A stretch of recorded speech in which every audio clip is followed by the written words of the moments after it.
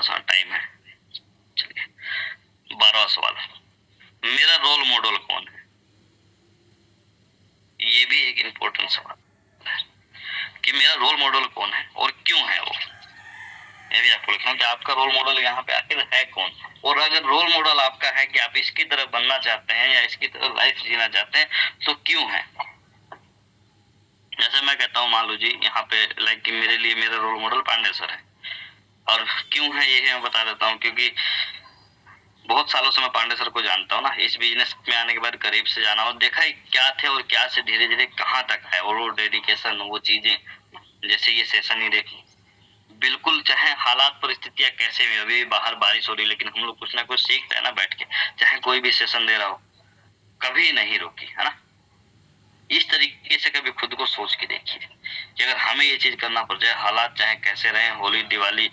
मोदी जी को ही देख लीजिए, उस तरीके से पांडे सर को देख लीजिए, इनके भी परिवार में समस्या आती होगी, यहाँ पे भी कई बार बीमार पड़ जाते होंगे, कई बार लोग इधर उधर हो जाते होंगे, है ना, फिर भी बिना किंतु परंतु के ये चीजें चल रही है ना जी,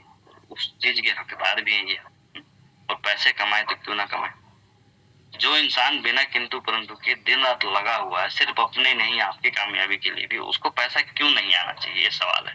तो 12वां सवाल आपके लिए क्या था कि मेरा रोल मॉडल कौन है। बहुत सारे हो सकते हैं ना, बहुत सारे सेलिब्रिटी हो सकते हैं, इधर उधर हीरो हीरोइन हो सकते हैं, नेता राजनेता हो सकते हैं, आपके परिवार में कोई हो सकता है, तो अपना रोल मॉडल आप खुद चुन सकते हैं, ये आपका अधिकार है। लेकिन मेरा रोल मॉडल कौन है और क्यों है, ये आपको लिखना है। अब जैसे कई महापुरुष कहते हैं ना,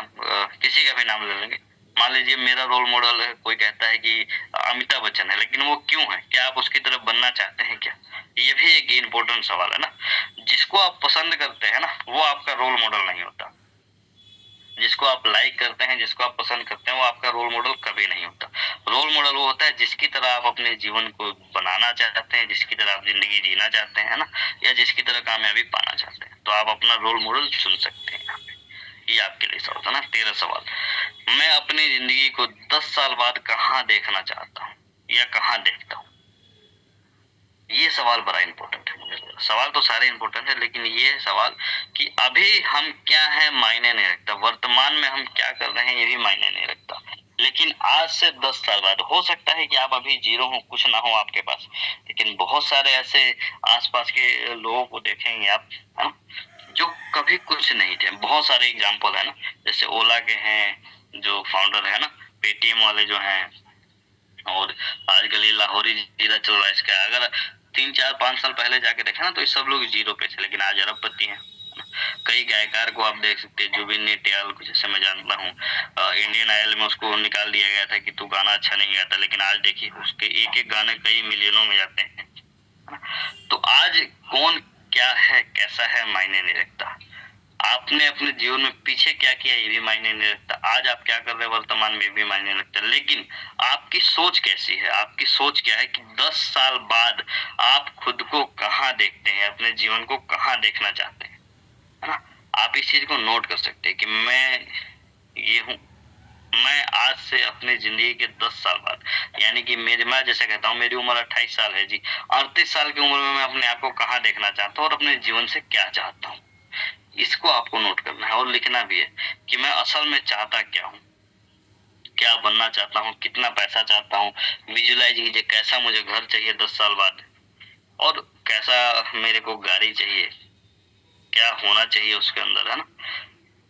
तो वो चीज जब आप सोचेंगे ना और 10 साल की प्लानिंग कोशिश करेंगे, क्योंकि मेटावेल में है हम लोग, है ना, 10 साल की प्लानिंग 5 साल में होना पॉसिबल है, यहाँ पे कोई शक नहीं है इसमें, कि आप अपने विजन को ना 10 साल का बनाइए और उसे 5 साल में इस बिजनेस के माध्यम से आप कंप्लीट कर सकते हैं, अगर आपने सही से किया इसको